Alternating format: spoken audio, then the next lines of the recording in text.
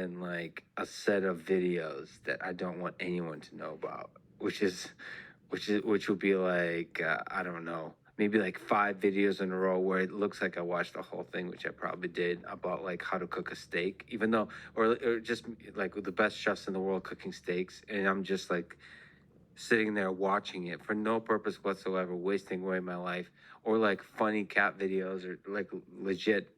That's always a good one, and I could look back and rate which videos made me a better person and not. And I mean, on a more serious note, there's a bunch of conversations, podcasts, or lectures I've watched. Yes, because this is which the made me a third better person, and some that made me a worse person. Quite honestly, and not for stupid reasons like I feel dumber, but because I do have a sense that that started me on a path of not being kind to other people. For example, I'll give you for my own, and I'm sorry for ranting, but maybe there's some usefulness to this kind of exploration of self. When I focus on creating, on programming, on science, I become a much deeper thinker and a kinder person to others. When I listen to too many, a little bit is good, but too many podcasts or videos about how our world is melting down, or criticizing ridiculous people, the worst of the quote unquote woke, for example. There's all these groups that are misbehaving in fascinating ways because they've been corrupted by power. The more I watch criticism of them, the worse I become. And I'm aware of this, but I'm also aware that for some reason it's pleasant to watch those sometimes.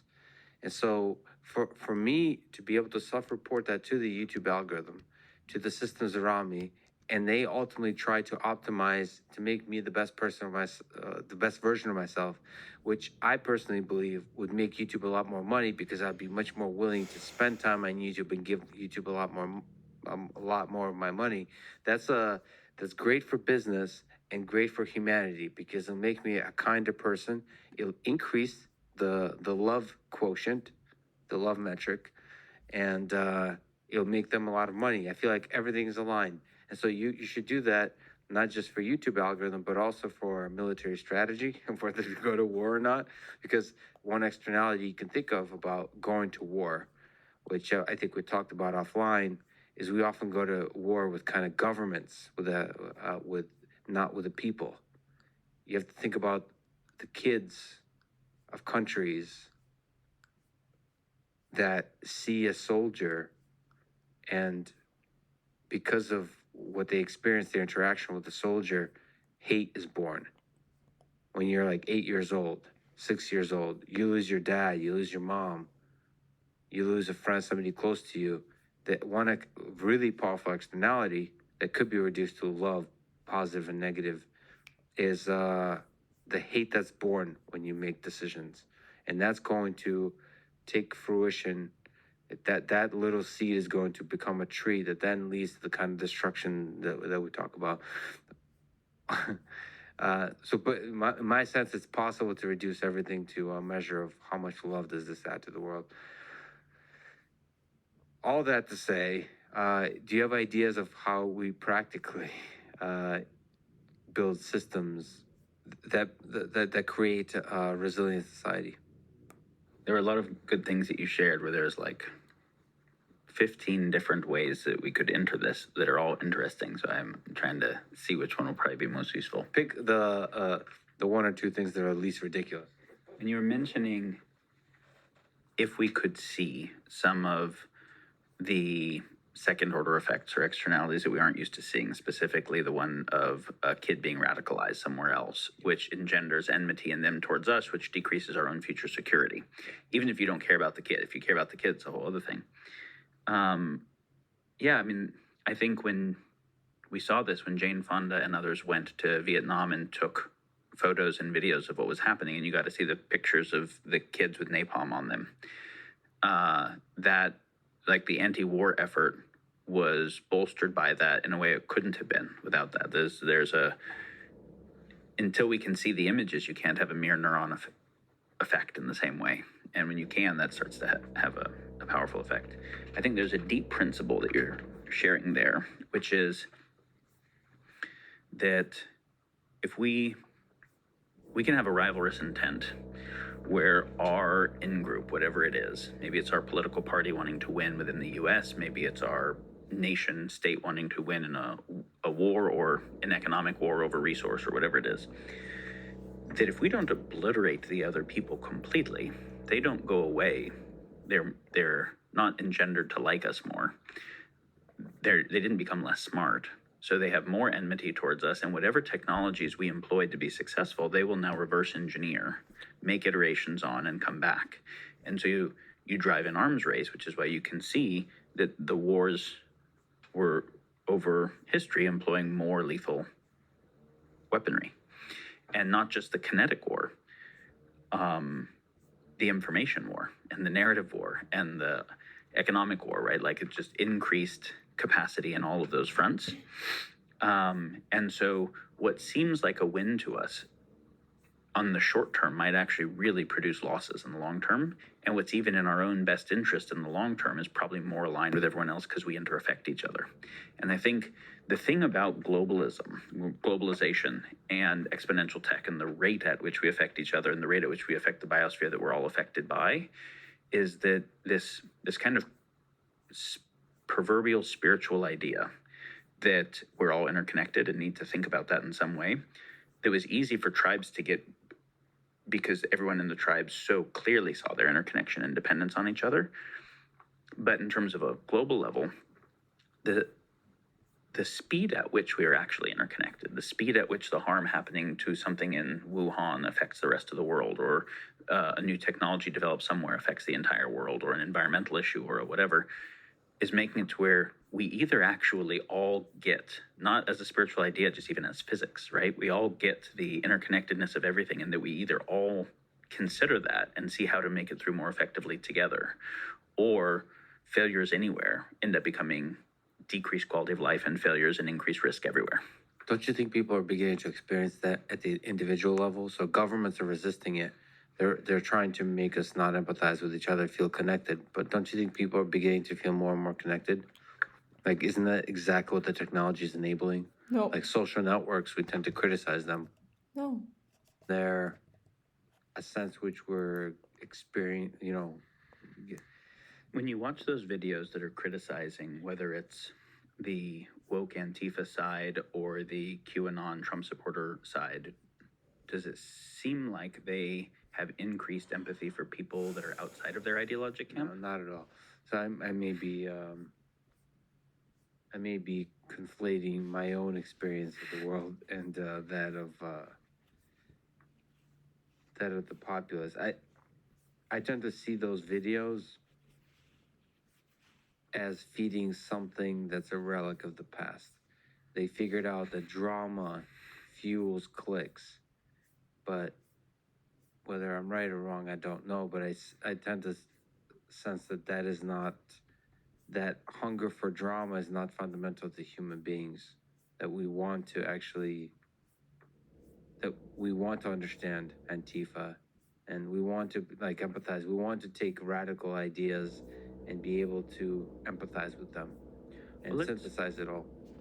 Okay, let's look at cultural outliers in terms of violence versus compassion. We can see that a lot of cultures have relatively lower in-group violence, bigger out-group violence, and there's some variance in them and variance at different times based on the scarcity or abundance of resource and other things. But you can look at, say, Jains, whose whole religion is around nonviolence, so much so that they don't even hurt plants. They only take fruits that fall off them and stuff.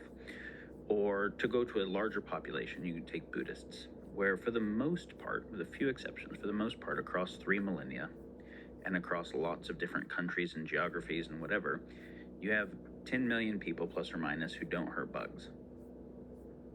The whole spectrum of genetic variance that is happening within a culture of that many people, and head traumas and whatever, and nobody hurts bugs. And then you look at a group where the kids grew up as child soldiers in Liberia or Darfur, where to make it to adulthood, pretty much everybody's killed people, hand to hand. and killed people who were civilian or innocent type of people. And you say, okay, so we were very neotenous, we can be conditioned by our environment, and humans can be conditioned where almost all the humans show up in these two different bell curves. It doesn't mean that the Buddhists had no violence, it doesn't mean that these people had no compassion, but they're very different Gaussian distributions.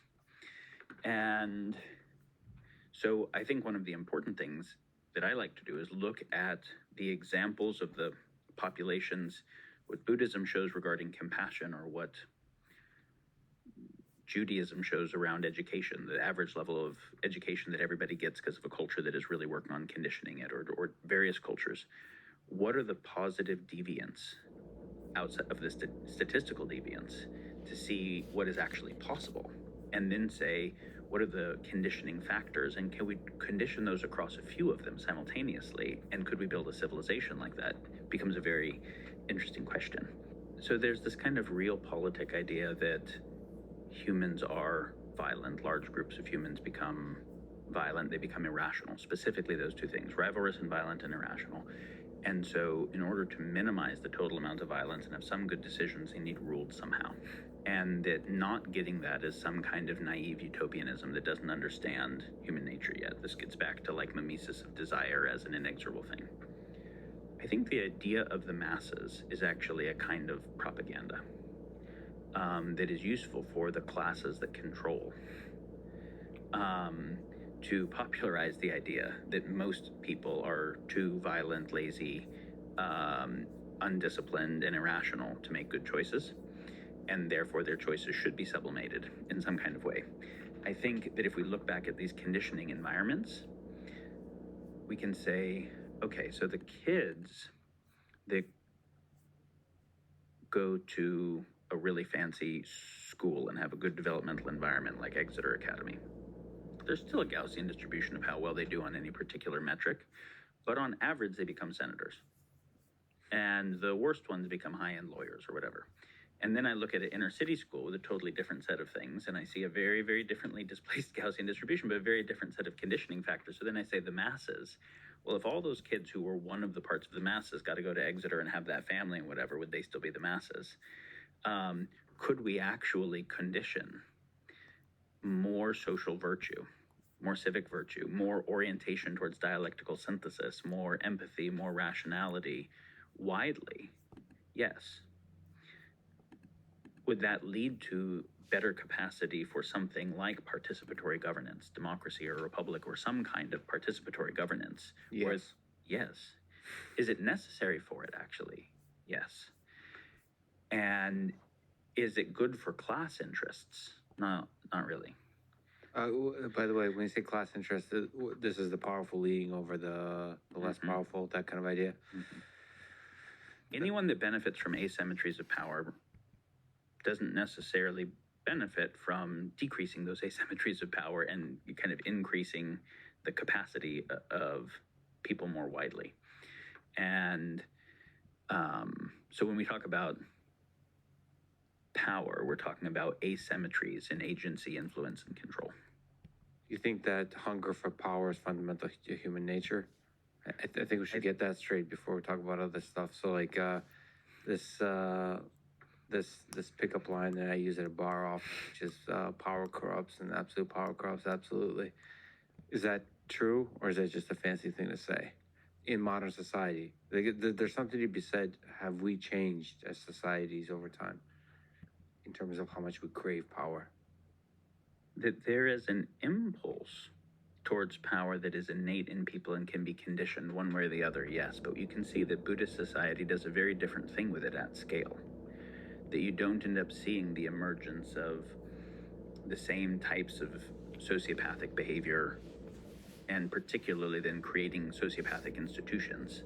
And so it's like, is eating the foods that were rare in our evolutionary environment that give us more dopamine hit because they were rare and they're not anymore, salt, fat, sugar, is there something pleasurable about those where humans have an orientation to overeat if they can? Well, the fact that there is that possibility doesn't mean everyone will obligately be obese and die of obesity, right? Like, it's possible to have a particular impulse and to be able to understand it, have other ones and be able to balance them.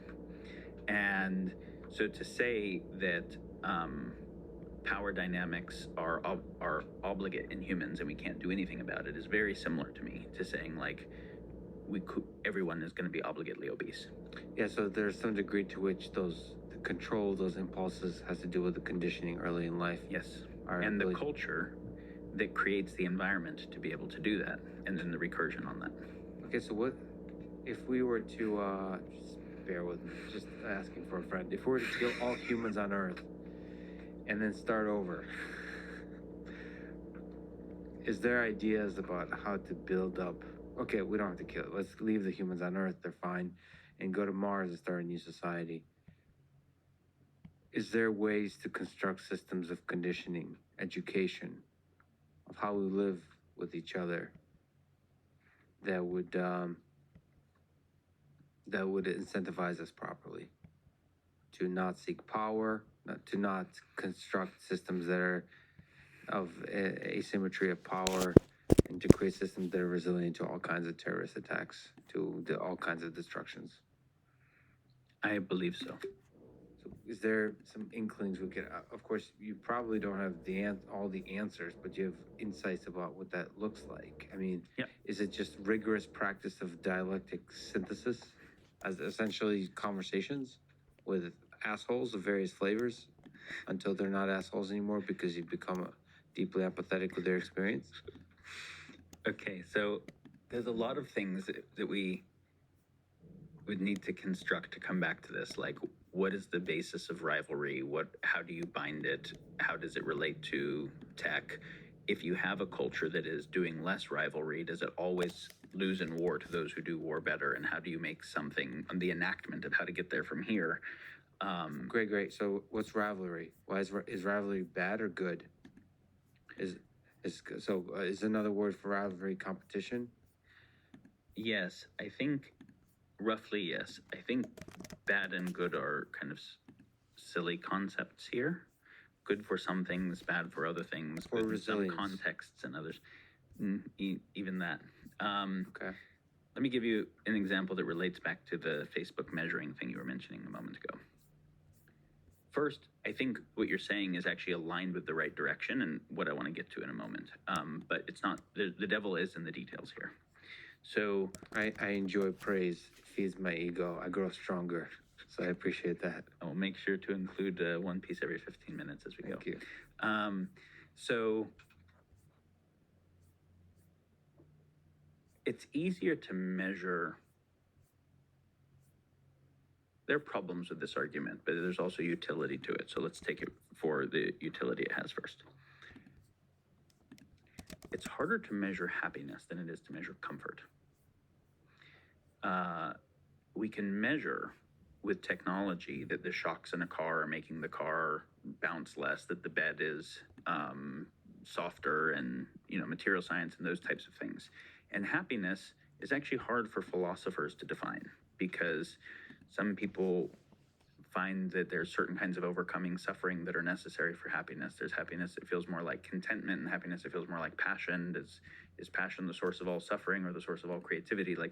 There's deep stuff, and it's mostly first person, not measurable third person stuff, even if maybe it corresponds to third person stuff to some degree. But we also see examples of, some of our favorite examples is people who are in the worst environments who end up finding happiness, right? Where the third person stuff looks to be less conducive, and there's some Viktor Frankl, Nelson Mandela, whatever. But it's pretty easy to measure comfort, and it's pretty universal. And I think we can see that the Industrial Revolution started to replace happiness with comfort quite heavily as the thing it was optimizing for. And we can see that when increased comfort is given, maybe because of the evolutionary disposition that expending extra calories, when for the majority of our history we didn't have extra calories, was not a safe thing to do. Who knows why? When extra comfort is given, it's very easy to take that path, even if it's not the path that supports overall well-being long-term. And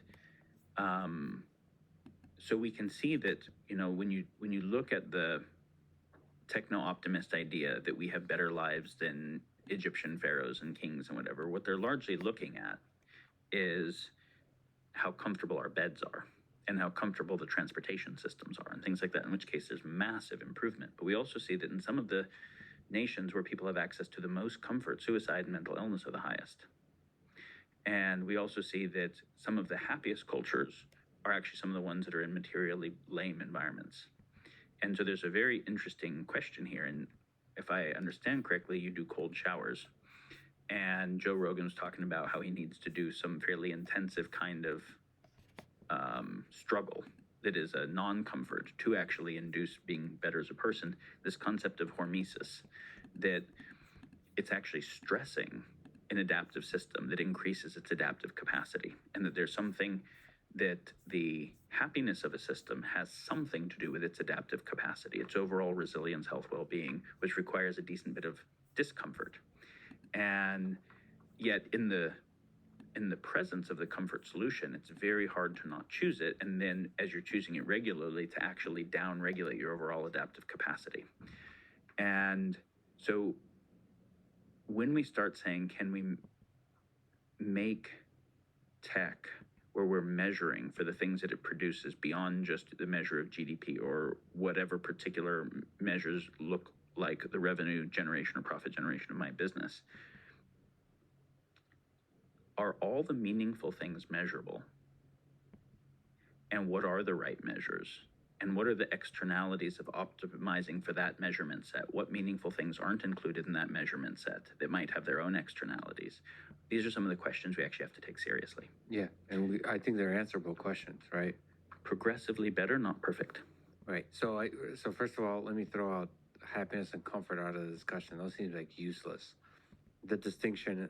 So because I said they're useful. Well-being is useful, but I think I take it back.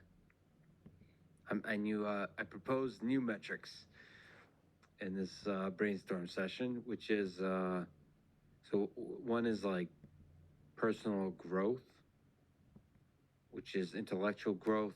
I think we're able to make that concrete for ourselves. Like, you're a better person than you were a week ago, or a worse person than you were a week ago. I think we can ourselves report that and understand what that means. It's this gray area, and we try to define it, but I think we humans are pretty good at that, because we have a sense, an idealistic sense of the person we might be able to become. We all dream of becoming a certain kind of person, and I think we have a sense of getting closer and not towards that person.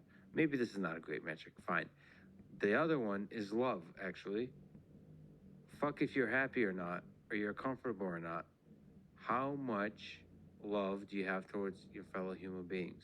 I feel like if you try to optimize that and increasing that, Optimize love. That's a good metric. Metric about love optimization. How many times a day, sorry, if I can quantify, how many times a day have you thought positively of another human being? Just put that down as a number and increase that number. I think the process of saying, okay, so let's not take GDP or GDP per capita as the metric we want to optimize for, because GDP goes up during war and it goes up with more healthcare spending from sicker people and various things that we wouldn't say correlate to quality of life. Addiction drives GDP awesomely. By the way, when I said growth, I wasn't referring to GDP. I know. I'm giving an example now of the primary metric we use and why it's not an adequate metric, because we're exploring other ones. Yeah. So the idea of saying, what would the metrics for a good civilization be? If I had to pick a set of metrics, what would the best ones be if I was going to optimize for those? And then really try to run the thought experiment Simplicity. more deeply and say, okay, so what How happens if simple we is your optimize life? for that? Try to think through the first and second and third order effects of what happens that's positive, and then also say, what negative things can happen from optimizing that? What actually matters that is not included in that or in that way of defining it? Because love versus number of positive thoughts per day, I could just make a long list of names and just say positive thing about each one. It's all very superficial. Not include animals or the rest of life, have a very shallow total amount of it, but I'm optimizing the number, and if I get some credit for the number. So and this is when I said the model of reality isn't reality. When you make a set of metrics, say we're going to optimize for this, whatever reality is that is not included in those metrics can be the areas where harm occurs, which is why I would say that wisdom is something like the discernment that leads to right choices beyond what metrics-based optimization would offer. Yeah, but another way to say that is wisdom is constantly expanding and evolving set of metrics. So Which metric means that there is something in you that is recognizing a new metric Yeah. that's important that isn't part of that metric set. So there's a certain kind of connection, discernment, Yeah. awareness. And this is there's iterative game theory. There's which a is- Gödel's incompleteness theorem, right? Which is if the set of things is consistent, it won't be complete. So we're going to keep adding to it, which is why we were saying earlier, I don't think it's not beautiful. Yeah. And especially if you were just saying one of the metrics you want to optimize for at the individual level is becoming, right? That we're becoming more. Well, that then becomes true for the civilization and our metric sets as well. Yeah. And our definition of how to think about a meaningful life and a meaningful civilization. I can tell you what some of my favorite metrics are. What's that? Well, love is obviously not a metric. It's How like, much you can bench? yeah, That's a good metric. yeah, I want to optimize that across the entire population, starting with infants. So, in the same way that love isn't a metric, but you could make metrics that look at certain parts of it. The thing I'm about to say isn't a metric, but it's a consideration. Because I thought about this a lot. I don't think there is a metric, a right one. I think that every metric by itself, without this thing we talked about of the continuous improvement, becomes a paperclip maximizer. I think that's why what the idea of false idol means in terms of the model of reality not being reality, then my sacred relationship is to reality itself, which also binds me to the unknown forever. To the known, but also to the unknown. And there's a sense of sacredness designed connected to the this? unknown that creates an epistemic Genius humility that stuff. is always seeking not just to optimize the thing I know, but to learn new stuff. And to be open to perceive reality directly. So my model never becomes sacred. My model's useful. So the model can't be the false idol. Correct. Yeah. And this is why the first verse of the Tao Te Ching is the Tao that is nameable is not the eternal Tao. The naming then can become the source of the 10,000 things that if you get too carried away with it can actually obscure you from paying attention to reality beyond in the models. It sounds a lot like Stephen Wolfram, but in a different language, much more poetic. I What- can imagine that. No, I'm joking, but there's echoes of cellular automata, which you can't name. You can't construct a good model of cellular automata. You can only watch in awe. I apologize. I'm distracting your train of thought horribly and miserably, making it by the way, something robots aren't good at, and dealing with the uncertainty of uneven ground. You've been okay so far. You've been doing wonderfully. So what's your favorite metrics? Okay, that's so- why I know you're not a robot. so I have You're passing the Turing test. So one metric, and there are problems with this, but one metric that I like to just as a thought experiment to consider is because you're actually asking, I mean, I know you ask your guests about the meaning of life, because ultimately when you're saying what is a desirable civilization, you can't answer that without answering what is a meaningful human life, and to say what is a good civilization, because it's going to be in relationship to that, right? And then you have whatever your answer is. How do you know what is the epistemic basis for postulating that? There's also a whole nother reason for asking that question. That doesn't even apply to you whatsoever, which is it's interesting how few people have been asked questions like it. We joke about these questions as silly. Right. It's funny to watch a person, and if I was more of an asshole, I would really stick on that question. Right. It's a silly question in some sense, but like we haven't really considered what it means. Just a more concrete version of that question is what is a better world? What is the kind of world we're trying to create? Really, have you really thought about the kind I'll of give world you you're trying to some create? kind of simple answers to that are meaningful to me. But let me do the societal indices first because they're fun. Yes. We should take a note of this meaningful thing because it's important to come back to. Are you reminding me to ask you about the meaning of life? Noted. Let me jot that down. Yeah. So, well, because I think I stopped tracking at like 25 open threads. Okay. Let it all burn. One index that I find very interesting is the inverse correlation of addiction within the society. The more a society produces addiction within the people in it, the less healthy I think the society is as a pretty fundamental metric. And so the more the individuals feel that there are less compulsive things in compelling them to behave in ways that are destructive to their own values, and insofar as a civilization is conditioning and influencing the individuals within it, the inverse of addiction. Broadly defined. Correct. Addiction. What's yeah. Compulsive behavior that is destructive towards things that we value. Yeah.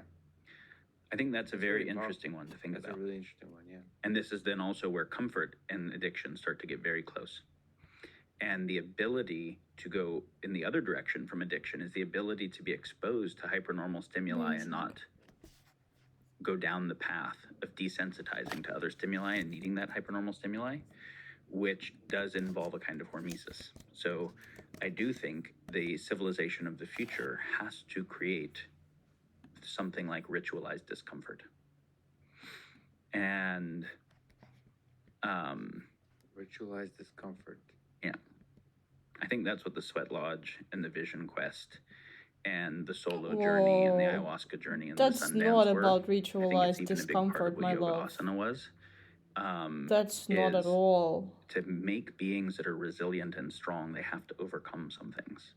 To make beings that can Are control you their own mind and fear, oversimplifying they have to something that face is some much fears. more complex? But we don't want to put everybody in war or real trauma. And yet we can see that the most fucked up people we know had childhoods of a lot of trauma. But some of the most incredible people we know had childhoods of a lot of trauma, whether or not they happen to make it through and overcome that or not. So how do we get the benefits of the stealing of character and the resilience and the whatever that happened from the difficulty without traumatizing people?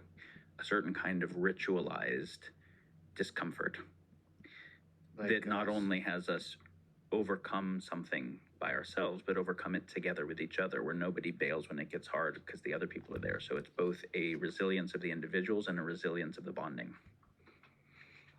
So I think we'll keep getting more and more comfortable stuff, but we have to also develop resilience in the presence of that, for the anti-addiction direction and the fullness of character, and the trustworthiness to others. So you have to be consistently injecting discomfort into the system, ritualize. I mean, this sounds like you have to imagine Sisyphus happy. You have to imagine Sisyphus with his rock, optimally resilient from a metrics perspective in society. So we want to constantly be throwing rocks at ourselves. Not constantly. You didn't have to Frequently. Periodically. Periodically. Yes. And there's different levels of intensity, different periodicities. Now, I do not think this should be imposed by states. I think it should emerge from cultures. And I think the cultures are developing people that understand the value of it. So the people, so there is both a cultural cohesion to it, but there's also a voluntarism because the people value the thing that is being developed. They understand it. And that's where so it's conditioning. It's conditioning some of these values. And conditioning is a bad word because we like our idea of sovereignty, but when we recognize the language that we speak and the words that we think in and the patterns of thought built into that language and the aesthetics that we like, and so much is conditioned in us just based on where we're born, you can't not condition people. So all you can do is take more responsibility for what the conditioning factors are, and then you have to think about this question of what is a meaningful human life, because we're unlike the other animals born into environment that they're genetically adapted for. We're building new environments that we were not adapted for, and then we're becoming affected by those. So then we have to say, well, what kinds of environments, digital environments, physical environments, social environments,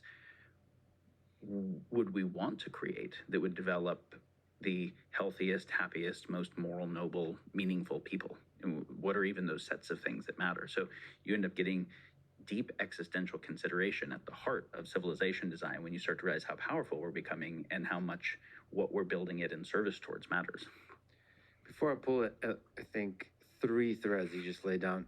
Is there another metric index that you're interested in? I'll tell you one more that I really like. There's a number, but the next one that comes to mind is I have to make a very quick model. healthy human bonding, say we were in a tribal type setting, my positive emotional states and your positive emotional states would most of the time be correlated, your negative emotional states and mine. And so you start laughing, I start laughing, you start crying, my eyes might tear up. And we would call that the compassion compersion axis. This is a model I find useful.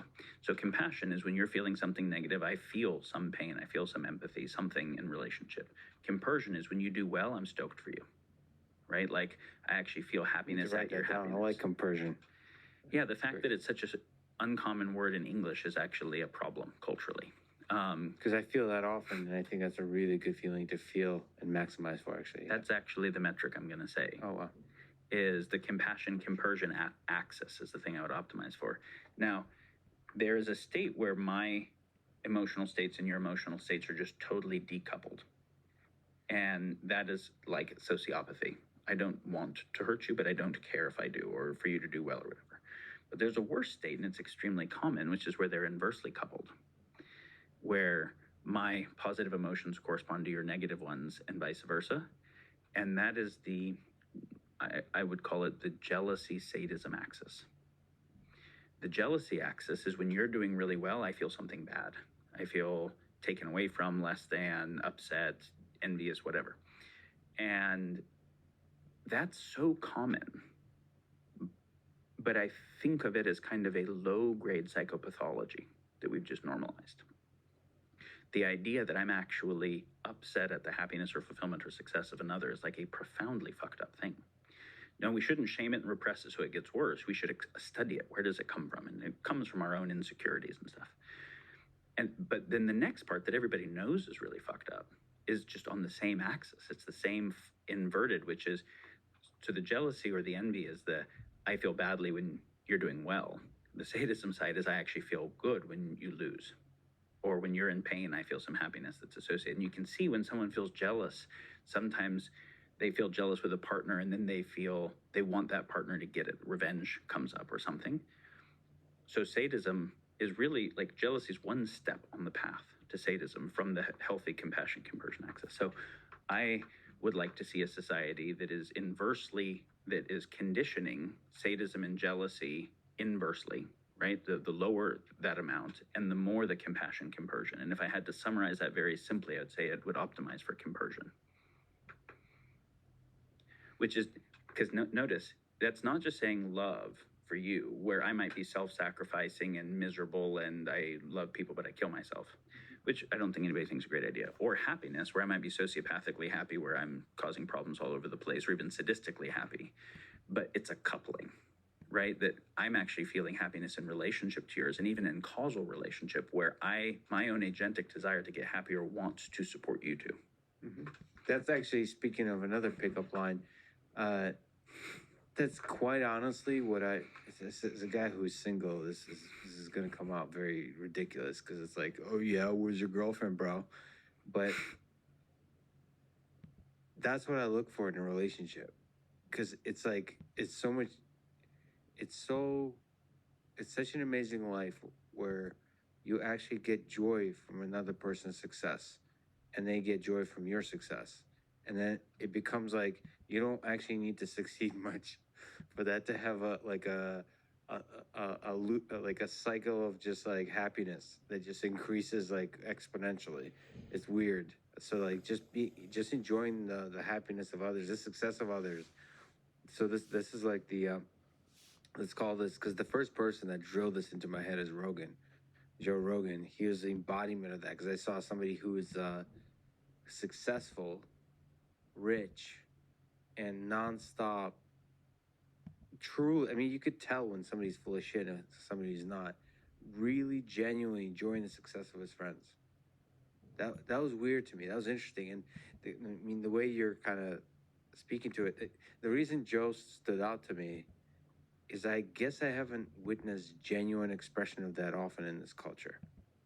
Of just real joy for others. I mean, part of that has to do with there hasn't been many channels where you can watch or listen to people being their authentic selves. So I'm sure there's a bunch of people who live life with compersion. They probably don't seek public attention also. But that was that, yeah, if there was any word that could express what I've learned from Joe White, he's been a really inspiring figure, is that compersion. And I wish our world was had a lot more of that, because then I mean, my own, sorry to go on a small tangent, but like, you're speaking how society should function.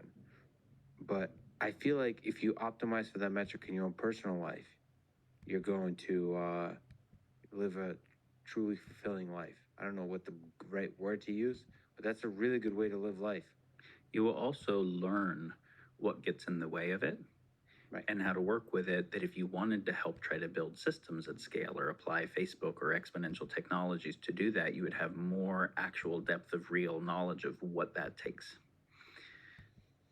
And this is, as you mentioned, that there's this virtuous cycle between when you get stoked on other people doing well and then they have a similar relationship to you and everyone is in the process of building each other up. And this is what I would say the healthy version of competition is versus the unhealthy version. The healthy version, right? The root, I believe it's a Latin word that means to strive together. And it's that impulse of becoming, where I want to become more, but I recognize that there's actually a hormesis, there's a challenge that is needed for me to be able to do that.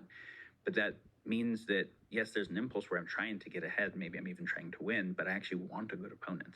And I want them to get ahead too, because that is where my ongoing becoming happens. And the win itself will get boring very quickly.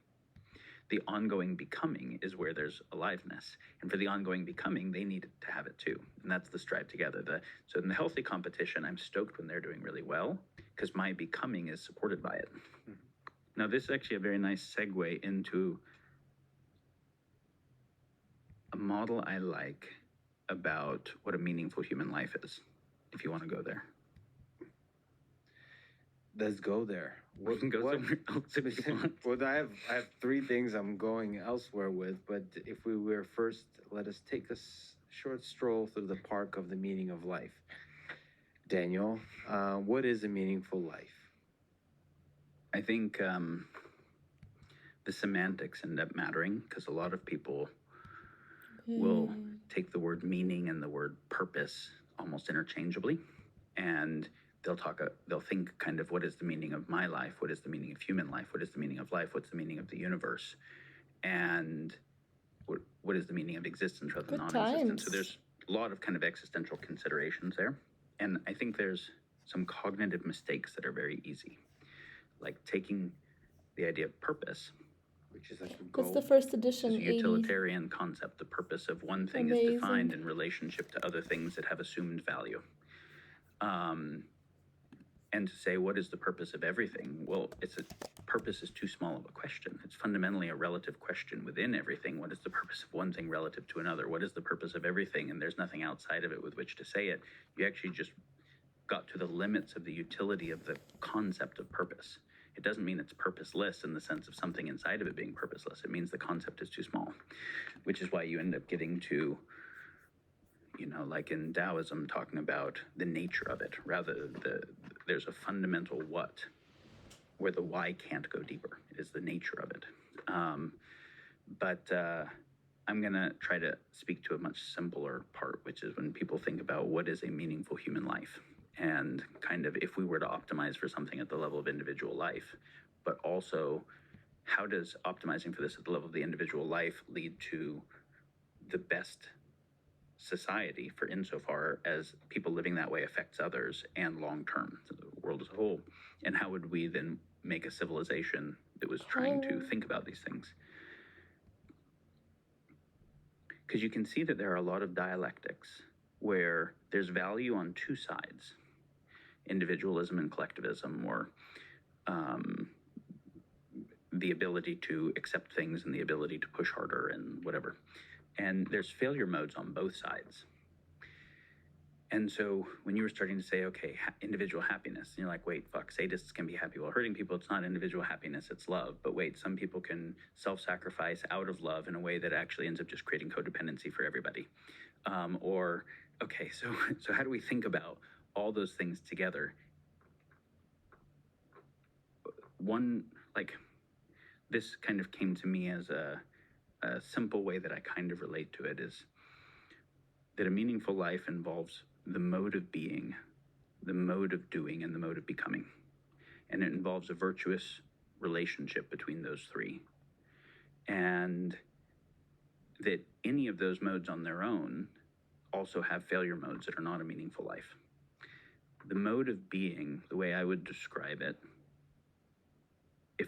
if we're talking about the essence of it, is about taking in and appreciating the beauty of life that is now. It's a mode that is in the moment and that is largely about being with what is. It's fundamentally grounded in the nature of experience and the meaningfulness of experience. The prima facie meaningfulness of when I'm having this experience. How modern this is. I'm not actually asking what the meaning of life is. I'm actually full of it. I'm full of experiencing it. The momentary experience. Yes. Moment. So, taking in the beauty of life. Doing is adding to the beauty of life. I'm going to produce some art. I'm going to produce some technology that will make life easier, more beautiful for somebody else. I'm going to do some science that will end up leading to better insights or others people's ability to appreciate the beauty of life more because they understand more about it or whatever it is, or protect it, right? I'm going to protect it in some way. But that's adding to or being in service of the beauty of life through our doing. And becoming is getting better at both of those. Being able to deepen our being, which is to be able to take in the beauty of life more profoundly, be more moved by it, touched by it, and increasing our capacity with doing to add to the beauty of life more. And so I hold that a meaningful life has to be all three of those. And where they're not in conflict with each other, ultimately it grounds in being, it grounds in the intrinsic meaningfulness of experience. And then my doing is ultimately something that will be able to increase the possibility of the quality of experience for others. And my becoming is a deepening on those. So it grounds in experience and also the evolutionary possibility of experience. And the point is to oscillate between these, never getting stuck on any one. Yeah. Or I suppose in parallel, well, you can't really, attention is a thing. You can only allocate attention. I want moments where I am absorbed in the sunset and I'm not thinking about what to do next. And then the fullness of that can make it to where my doing doesn't come from what's in it for me, because I actually feel overwhelmingly full already. And then it's like, how can I make life better for other people that don't have as much opportunity as I had? How can I add something wonderful? How can I just be in the creative process? And so I think where the doing comes from matters. And if the doing comes from a fullness of being, it's inherently going to be paying attention to externalities. Or it's more oriented to do that than if it comes from some emptiness that is trying to get full in some way, that is willing to cause sacrifices other places, and where a chunk of its attention is internally focused. And so when Buddha said desire is the cause of all suffering, then later the vow of the Bodhisattva, which was to show up for all sentient beings in the universe forever, is a pretty intense thing like desire. I would say there's a kind of desire, if we think of desire as a basis for movement, like a flow or a gradient, there's a kind of desire that comes from something missing inside, seeking fulfillment of that in the world. That ends up being the cause of actions that perpetuate suffering. But there's also not just non-desire, there's a kind of desire that comes from feeling full at the beauty of life and wanting to add to it, that is a flow this direction. And I don't think that is the cause of suffering. I think that is, and the Western traditions, right? The Eastern traditions focused on that and kind of unconditional happiness outside of them, in the moment, outside of time. Western traditions said, no, actually desire is the source of creativity, and we're here to be made in the image and likeness of the creator. We're here to be fundamentally creative. But creating from where and in service of what? Creating from a sense of connection to everything and wholeness in service of the well-being of all of it is very different. Which is back to that compassion-compersion axis. Being, doing, becoming. It's pretty powerful. Also could potentially be algorithmatized into a robot, just saying. Where does where does death come into that? So being is forgetting. I mean, the concept of time completely. There's a sense to doing and becoming that has a deadline and built in, the urgency built in. Do you think death is fundamental to this, to a meaningful life? Acknowledging or feeling the terror of death, like Ernest Becker, or just acknowledging the uncertainty, the mystery, the melancholy nature of the fact that the ride ends? Is that part of this equation, or it's not necessary? Okay, we look at how it could be related. I've experienced fear of death. I've also experienced times where I thought I was going to die. It felt extremely peaceful and beautiful. And it's funny because if we can be afraid of death because we're afraid of hell or bad reincarnation or the bardo or some kind of idea of the afterlife we have, or we're projecting some kind of sentient suffering. What's the difference between the If we're review afraid and the of just catalog non-experience, edition? I notice that every time I stay up late enough that I'm really tired, I'm longing for deep sleep and non-experience, right? Like I'm actually longing for experience to stop. And it's not morbid. It's not a bummer. And I don't mind falling asleep. And I sometimes when I wake up, want to go back into it. And then when it's done, I'm happy to come out of it. So, when we think about death and having finite time here, and we could talk about if we live for 1,000 years instead of 100 or something like that, it would still be finite time. But the one bummer with the age we die is that I generally find that people mostly start to emotionally mature just shortly before they die.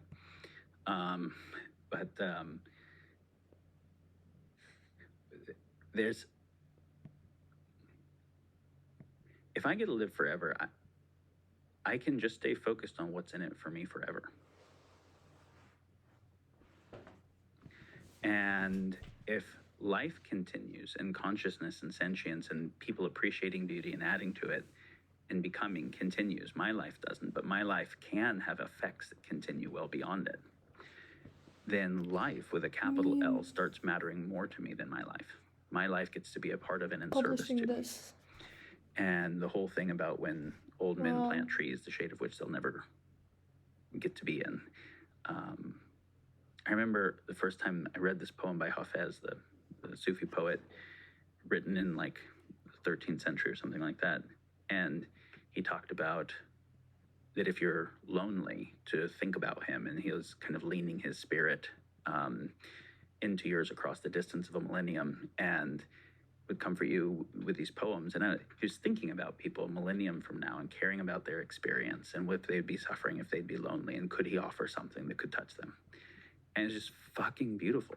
And so, like, the most beautiful parts of humans have to do with something that transcends what's in it for me. And death forces you to that. So not only does death create the urgency, urgency of doing, you're very right. It does have a sense in which it incentivizes the compersion and the compassion. And the widening, you remember Einstein had that quote, something to the effect of, it's an optical delusion of consciousness to believe there are separate things. There's this one thing we call universe and something about us being inside of a prison of perception that can only, see a very narrow little bit of it. But this might be just some weird disposition of mine, but when I think about the future after I'm dead and I think about consciousness, I think about young people falling in love for the first time and their experience, and I think about people being awed by sunsets, and I think about all of it, right? I can't not feel connected to that. Do you feel some sadness to the very high likelihood that you will be forgotten completely by all of human history? You, Daniel, the name, that which cannot be named. Systems like to self-perpetuate. Egos do that. The idea that I might do something meaningful that future people appreciate, of course, there's like a certain sweetness to that idea. But I know how many people did things that I wouldn't be here without, that my life would be less without, whose names I will never know.